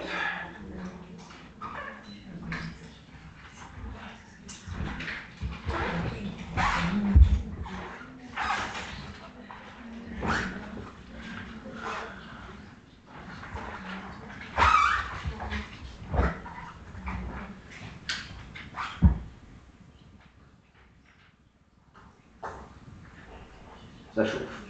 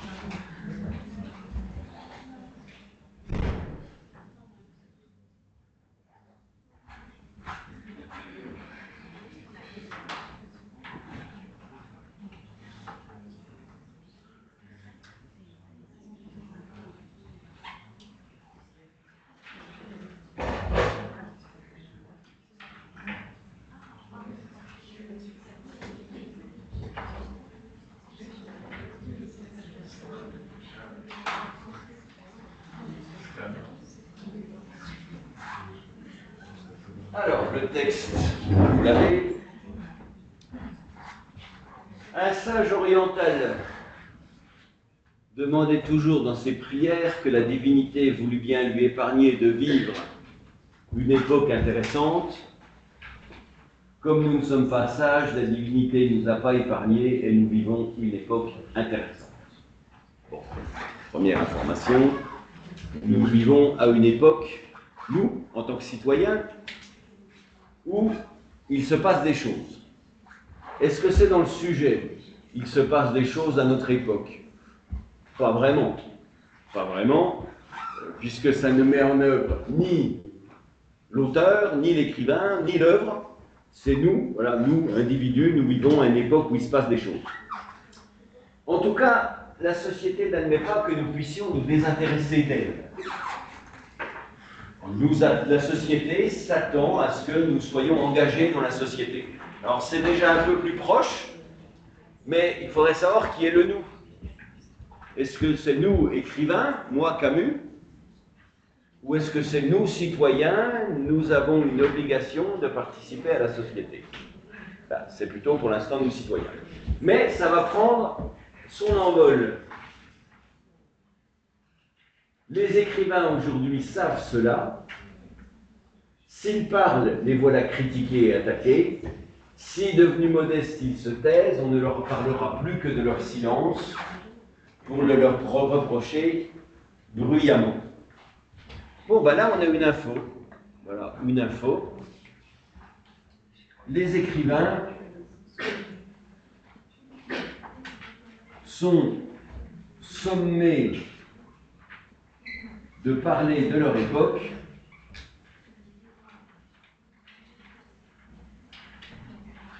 par la société. Les écrivains sont sommés de parler de leur époque par la société.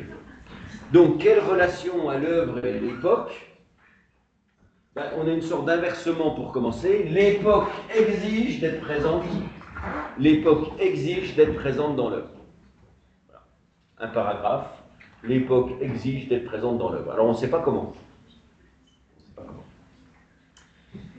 Mais on va puiser dans nos connaissances philosophiques.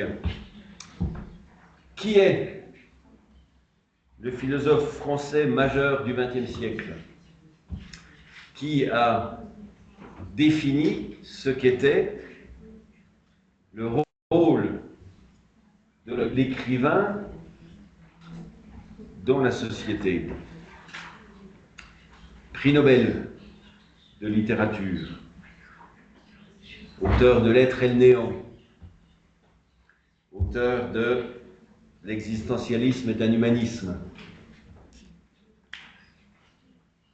qui est le philosophe central du XXe siècle français.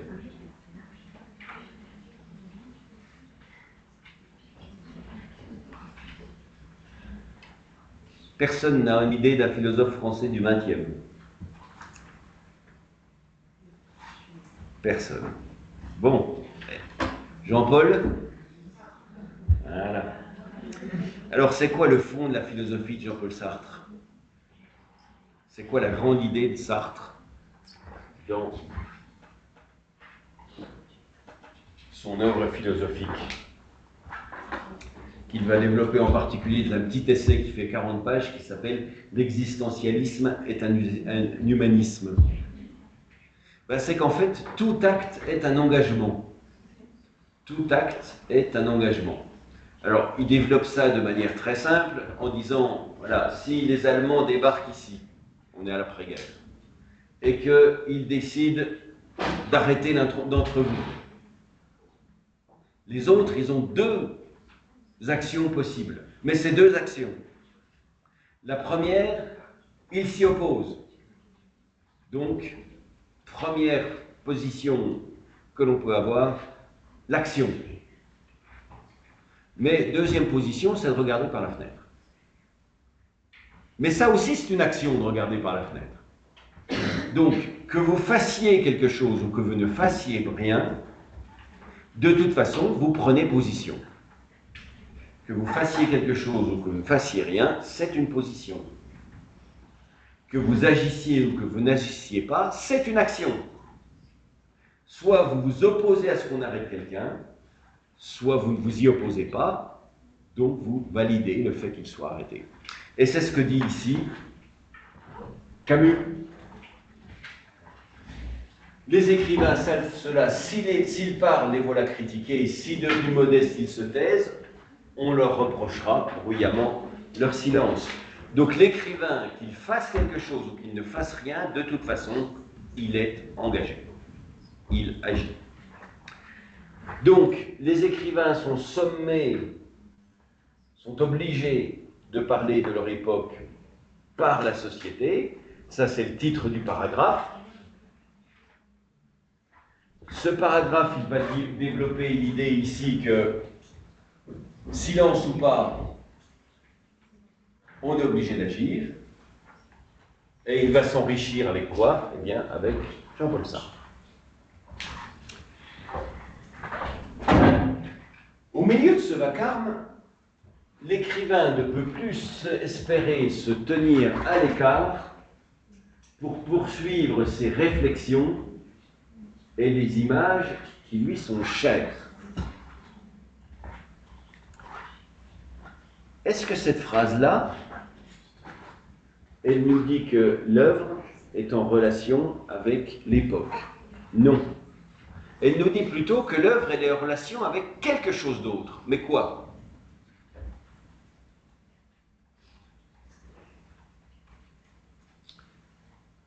Aujourd'hui, l'œuvre, elle est sommée d'avoir une relation avec son époque, et donc les écrivains ont moins l'occasion de créer une relation entre leur œuvre et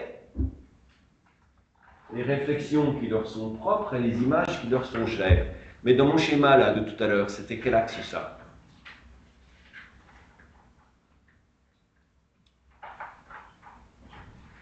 L'écrivain n'a plus l'occasion de développer dans son œuvre ce qui l'intéresse lui.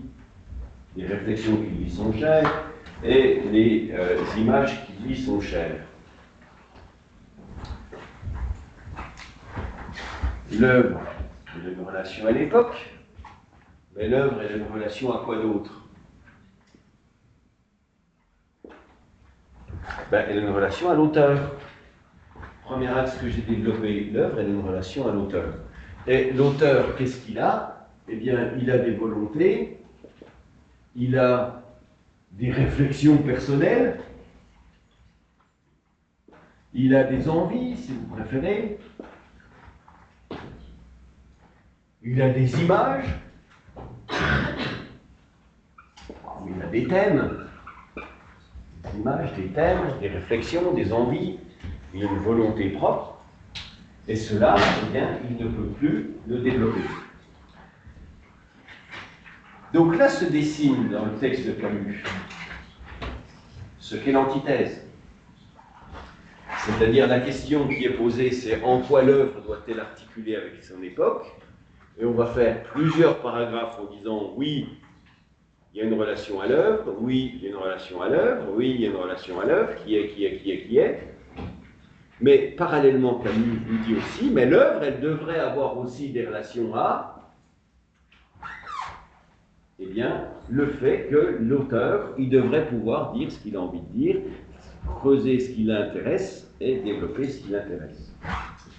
Donc là, il y a un paragraphe qui se dessine, qui est de dire qu'il y a des limites à l'articulation à l'œuvre et à l'époque, qui sont le fait que l'œuvre, elle a une articulation à l'auteur. Jusqu'à présent, tant bien que mal, l'abstention a toujours été possible dans l'histoire. Celui qui n'approuvait pas, il pouvait souvent se taire ou parler d'autre chose. Jusqu'à présent, c'est le développement de la même idée. Jusqu'à présent, l'auteur pouvait faire abstraction complètement de l'époque. Donc on a un paragraphe ici, on doit parler de son époque. On a un paragraphe ici, mais on devrait pouvoir parler de ce qu'on a envie. Et on a un nouveau paragraphe qui dessine potentiellement, qui est que l'auteur devrait pouvoir se désintéresser de son époque. Un autre. L'auteur, quelle est la relation que l'œuvre a avec son époque? L'auteur pourrait décider qu'il ne parle pas de son époque. Jusqu'à présent, tant bien que mal, l'abstention a toujours été possible dans l'histoire. Celui qui n'approuvait pas, il pouvait se taire ou parler d'autre chose. Et ça renvoie à la fin du texte, qui développera la même idée. Aujourd'hui, si Racine écrivait, il ne pourrait pas faire autrement que de parler que de Lévinas. Donc, il ne pourrait pas développer ce qu'il a envie de développer. Aujourd'hui, où est-ce que c'est? Aujourd'hui, voilà. Tout est changé, le silence prend un sens redoutable. Déjà développé, on parlera. À partir du moment où l'abstention elle-même est considérée comme un choix puni ou loué comme tel, l'artiste, qu'il le veut ou non, est embarqué. Ça, c'est l'idée ici. Je ne la développe pas puisque je viens de le faire.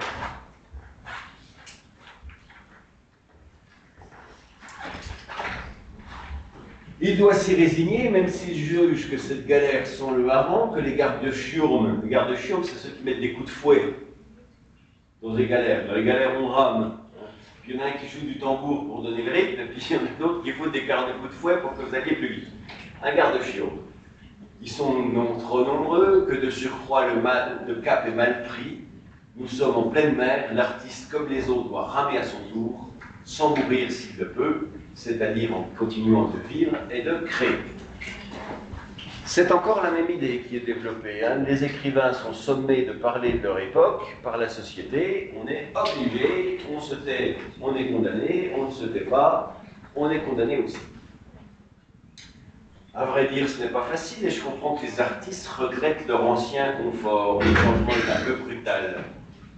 Il y a toujours eu dans l'histoire le martyr et le lion. Le premier se soutenait de consolation éternelle, le second de nourriture historique. mais l'artiste était sur les gradins. Ben, c'était celle-là. C'est toujours ce même paragraphe. Ça ne progresse pas pour l'instant. L'auteur peut se désintéresser, a pu jusqu'à présent se désintéresser de son époque. On peut regarder les gens se faire arrêter sans dire qu'on est avec ou sans eux, on s'en fout. Maintenant, au contraire, l'art se trouve dans le cirque, l'artiste se trouve dans le cirque, sa voix n'est plus la même, elle est beaucoup moins assurée. Et donc voilà ce paragraphe-là. À savoir qu'aujourd'hui, l'artiste est nécessairement dans les polémiques de son siècle.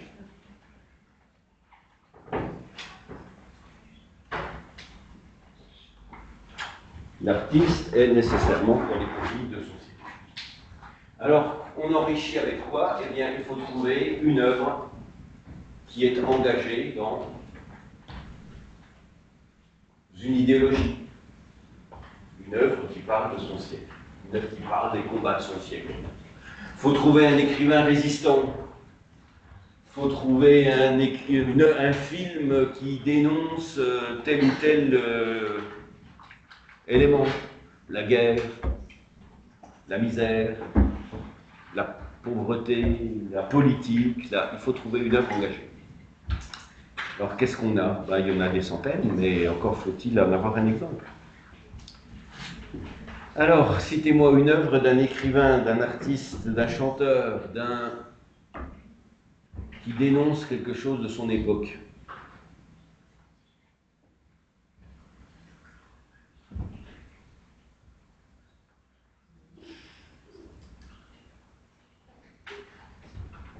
Pas d'exemple. Si, ah pardon. Par exemple, Charlie Chaplin, qui montre la pauvreté de son époque, mais surtout la dimension extrêmement destructrice de l'industrialisation et de la mécanisation. On n'a peut-être pas tout à fait le temps, vous irez chercher sur YouTube les temps modernes et vous trouverez immédiatement l'exemple où il travaille à la chaîne. Il visse des boulons comme ça. Il visse. Puis il devient fou. Il devient complètement fou. Quand il sort, il continue à faire ces mouvements-là. Et puis il tombe sur une femme qui se promène et sur sa robe, il y a une série de boutons comme ça. Et il lui court après pour essayer de visser les boutons. Et c'est une scène très intéressante parce qu'elle était censurée, elle aussi, pour amoralité. C'est-à-dire qu'à l'origine, elle n'a, cette femme, que 2 boutons au niveau des pointes des seins sur sa robe. Et donc évidemment, il court après pour visser donc, les seins. La censure est outrée, donc il rajoute toute une série de boutons pour faire en sorte que ça reste un peu drôle, mais ça passe, l'aspect sexiste disparaisse un petit peu. Et le personnage va se faire bouffer par la machine, il va ressortir par la machine fou. Il va être interné par la suite. Dénonciation des conditions de travail. Il y en a un autre très célèbre où il se moque d'Hitler et de Mussolini. Je cherche un film de 1941 de Charlie Chaplin dans lequel il joue le rôle d'Hitler. Le dictateur. Le dictateur, c'est l'exemple typique d'un film engagé. Pour être engagé, il faut parler de son époque à chaud. Hein. Si vous prenez la liste de Schindler de Spielberg, c'est les années 90. Bon, les nazis sont méchants, oui, certes, très, mais c'est quand même pas un engagement en 1990 d'une grande ampleur. Par contre, dire ça en 1941, c'était de l'engagement à chaud. Allez, un film avec De Funès, Bourvil, Jean Gabin, qui traite du marché noir, tiré d'une nouvelle de Marcel Aimé, dans lequel il transporte des valises qui contiennent de la viande à travers Paris, parce qu'ils font du marché noir pendant la Seconde Guerre mondiale. Je suis la traversée de Paris. Bon, ça ne dit rien à personne. Vous irez sur YouTube, vous regarderez la traversée de Paris. C'est un des classiques du cinéma français. Bourvil, Jean Gabin, De Funès. Bon, un roman qui dénonce quelque chose, une musique qui dénonce quelque chose. Oh Dja, tu me fais chier, Pouki Pouki, ça dénonce quoi?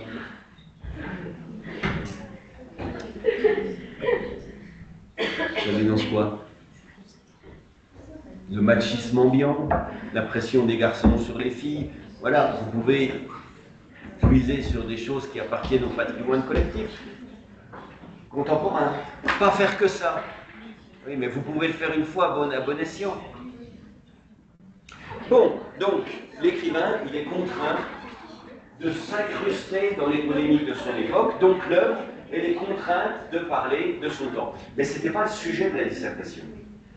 Le sujet de la dissertation, ce n'était pas l'œuvre doit-elle être engagée. C'était un paragraphe parmi tout un ensemble. Il chantait, maintenant au contraire, l'artiste se trouve dans le cirque, sa voix n'est plus la même, il est beaucoup moins assuré. On voit bien tout ce que l'art peut perdre à cette constante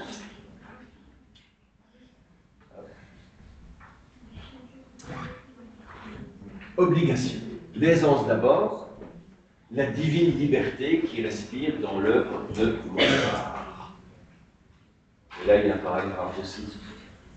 Mais un paragraphe dans le contraire. Ici, là. Liberté.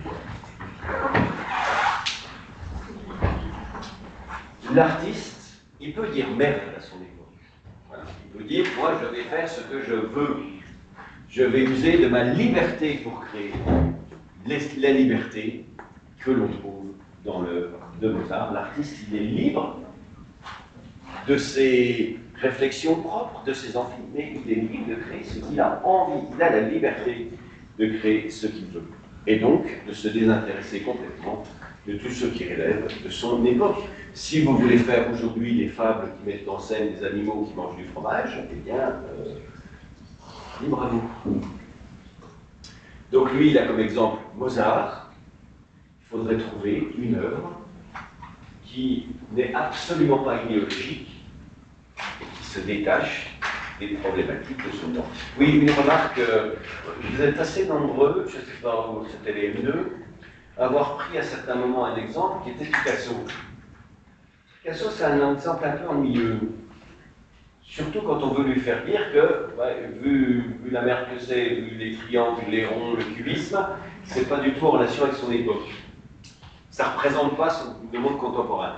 Certes, le cubisme, ça a une tendance à se détacher de l'art contemporain parce que c'est non figuratif.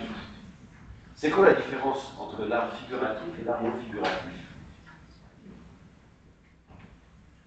L'art, jusqu'à l'invention de la photographie, c'est-à-dire jusque dans les années 1840, l'art, il est figuratif, c'est-à-dire qu'on reprend des choses qui tendent à se calquer sur le réel. Et puis, à partir des années 1840, mais surtout au XXe siècle, l'art devient non figuratif, c'est-à-dire qu'il ne représente plus des objets du réel, il essaie de se détacher du réel. D'où tout un ensemble d'artistes qui se lancent dans ce qu'on appelle l'abstraction géométrique. Ils font des formes géométriques. Est-ce que vous en connaissez? Là, il y a le cubisme, Picasso, Dali, le portrait de Dorama. Est-ce que vous en connaissez des artistes qui ne font vraiment que des trucs géométriques, mais qui ne représentent plus rien, ni un arbre, ni une maison, ni un personnage, des artistes qui ne font que des taches, ou que des triangles, ou que des points de peinture, ou que des... C'est ceux-là que l'on citera ici. Ceux qui sont complètement détachés de leur époque parce qu'ils ne font que des choses qui sont abstraites. Il y a Soulages, par exemple. Soulages, il ne fait que des points noirs. Il a une œuvre de centaines de peintures, ce ne sont que des traits noirs. Tout le temps que des traits noirs, noirs, noirs, noirs. Oui. Voilà. Mondrian. Ceux qui font des cercles, des triangles, des carrés. Pourquoi Picasso il pose un peu de problème dans cette série-là? C'est parce qu'en fait, l'œuvre la plus connue de Picasso, c'est justement une œuvre extrêmement engagée qui est Guernica. C'est une ville du nord de l'Espagne qui a été bombardée par l'aviation allemande en 1936 pendant la guerre d'Espagne. Avec un énorme cheval qui explose en plein milieu. Guernica, bon, prof d'art plastique vous montrera ça à un moment ou à un autre. Donc c'est l'exemple même de l'œuvre engagée, Picasso. Alors c'est cubiste. On peut croire que c'est détaché complètement parce qu'il fait des triangles et des ronds du monde qui l'entoure, mais en fait la plus connue de ses œuvres, elle est ultra engagée. Et puis alors là, on va attaquer, on va construire ce paragraphe-là, il était plus en relation avec l'époque, on comprend mieux l'air hagard et buté de nos œuvres d'art, leur front soucieux, leur débâcle soudaine. Eh bien, on comprend mieux qu'ils aient un style de merde. Voilà, hop, style hagard, soucieux. L'œuvre d'art, elle perd en qualité parce que le style qui est imposé par notre époque, elle est négative. Et on va attaquer immédiatement par la suite sur le genre. On s'explique que nous ayons ainsi plus de journalistes que d'écrivains, plus de boy scouts que de Cézanne. La bibliothèque rose ou le roman noir est remplacée guerre après ou la chartreuse de Parme. Eh bien, chaque époque, elle veut ses propres genres. Et constate Camus, ben, on est à l'époque du roman policier et du roman d'amour. Ce qui sera le caractéristique de notre époque, ce sera de faire de ce genre de roman.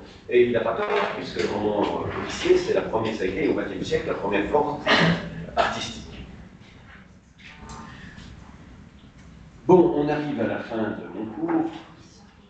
Il faut continuer à lire le texte et essayer de voir quand le texte fabrique des éléments qui renvoient à la relation qui peut exister entre l'époque et l'œuvre. On trouvera sur la morale des éléments, on ne trouvera rien sur les personnages, on ne trouvera rien sur le décor dans ce texte-là. Mais potentiellement, on aurait pu. On trouvera des choses sur Racine et Lévi-Nantes, sur l'engagement, on trouvera d'autres éléments.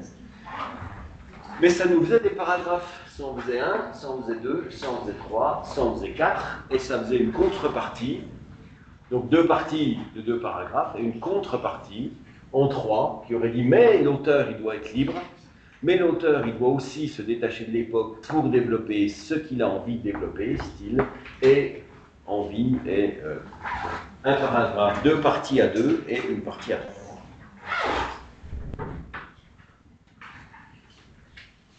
À chaque fois, l'idée centrale. Cette idée centrale, un bloc tiré de Camus, les morceaux tirés de Camus, et un morceau d'enrichissement personnel. Et c'est quand vous avez le tout qui marche sur ces deux jambes, une idée développée par l'auteur et Camus, que ça Camus et un enrichissement personnel, que ça fonctionne. La partie, elle commence par l'idée générale de la partie, paragraphe, paragraphe, idée générale, paragraphe, paragraphe, idée générale, paragraphe, paragraphe, paragraphe, et à chaque fois, ça fonctionne sur deux jambes. Le texte que nous avions ici, c'est un texte qui focalisait beaucoup l'attention sur l'artiste doit-il s'engager dans les combats de son époque. Mais ce n'était pas ça la question. La question, elle était beaucoup plus simple, beaucoup plus simple. C'était de se dire en quoi est-ce que quand on prend un film des années 20, ça manifeste les années 20. En quoi est-ce que Bienvenue chez les Ch'tis, ça manifeste la France des années 2000. Voilà. Pour multiples raisons, les personnages, les décors, le genre de la comédie, les présupposés de notre époque, dans le nord de la France, sont tous consanguins. Bon, voilà, des éléments beaucoup plus simples. Il y a donc la structure. C'est la structure qui est importante, mais c'est aussi de coller à la question qui est la question posée. Est-ce que vous avez des questions, justement? Ce n'est pas la peine d'aller chercher midi à 14h sur les réponses. Méditez le tableau que je vous ai fait, une œuvre. Elle a une part de justification via l'auteur, une part de justification via l'époque. Elle se structure elle-même. Elle a des relations culturelles avec d'autres textes. et le lecteur y puise sa page. Si vous n'avez pas d'autres questions, c'est tout pour aujourd'hui.